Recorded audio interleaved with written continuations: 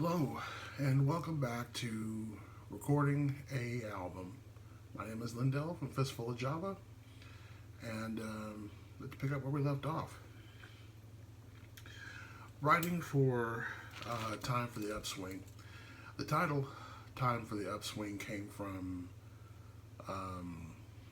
basically, I had gone through a depressive episode, and it was time to move from that to something better. So it was time to upswing to a whole better way of feeling, a better way of living my life, all that kind of stuff. So, but I needed to do something with the emotions I had, so I decided to write them down in a book.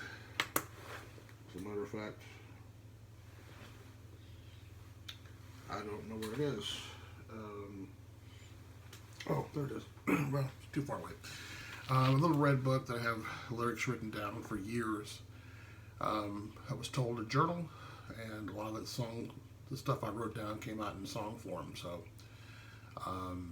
that's how we did that, and we're not going to go into the depressive emotions or whatnot. But one of the things I will talk about in creating an album is emoting, and that is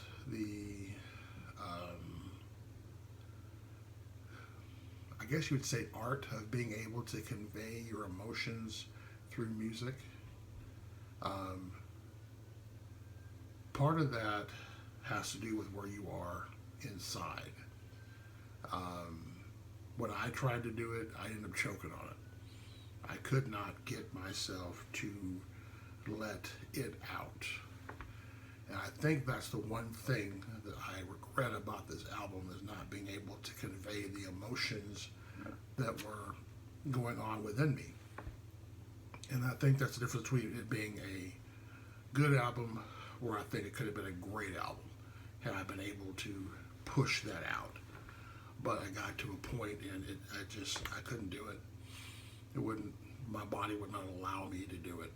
So that's something you may have to contend with if you're writing from personal experiences versus writing lyrics somebody else wrote. If it's personal to you, you're going to feel some kind of way about it.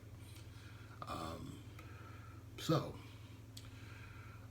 moving on to song structure, a lot of what I wrote was pretty much the same structure as normally used.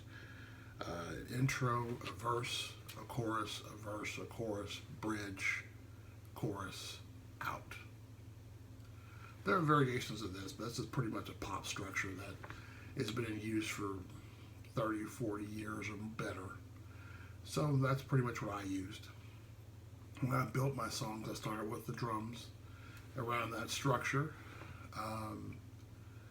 Then I added guitar usually, because that was the chord progression to know how the music was going to move. And then on to keyboards, bass, or whatever. Sometimes the keyboards came before the guitar because the keyboards were more prominent in what I was trying to do, especially organ. I really got into B3 organs quite a bit during the time I was writing this album. And like that old school organ sound, man, just really added a whole new dimension to what I was doing. So that was some good stuff.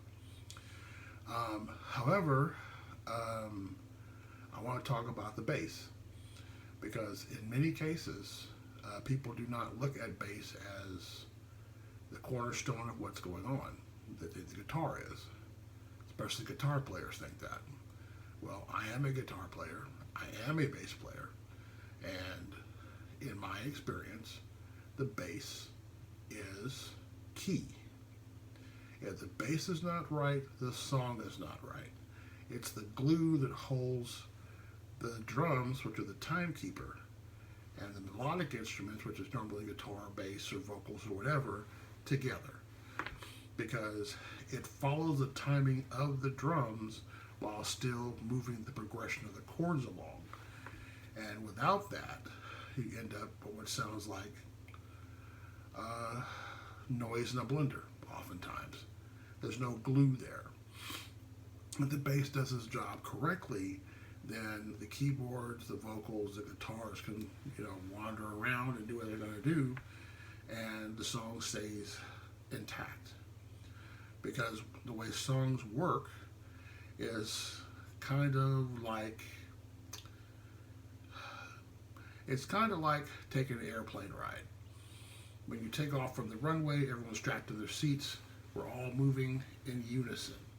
But once we're up in the air, everyone can walk around the cabin and do what they're going to do, watch movies, talk to the person next to them, go to the bathroom, whatever. Now the plane is still moving at the same speed, and everyone on the plane is moving at the same speed, but we're not necessarily together.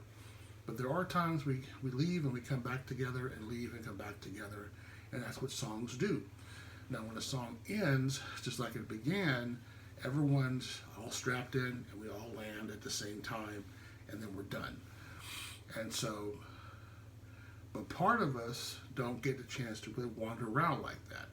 Bass is one of those instruments that needs to keep things moving throughout the entire song, so that regardless of what everybody else does, they go and come back, go and come back, they have something to come back to. So, if you are a bass player, take your craft seriously. Don't let the guitar player tell you that, oh, you're not that important. No, because if you fall off the stage during a presentation, they will know. Guitar player gets hit in the head, falls off the stage, the song keeps going. So that's just my perspective. So that's the end of part 2. We'll pick up part 3 probably tomorrow sometime and keep this series going. I said 4 or 5 pieces. Like it's probably going to be more than that to cover everything that went on. So, but y'all have a great day, and until next time.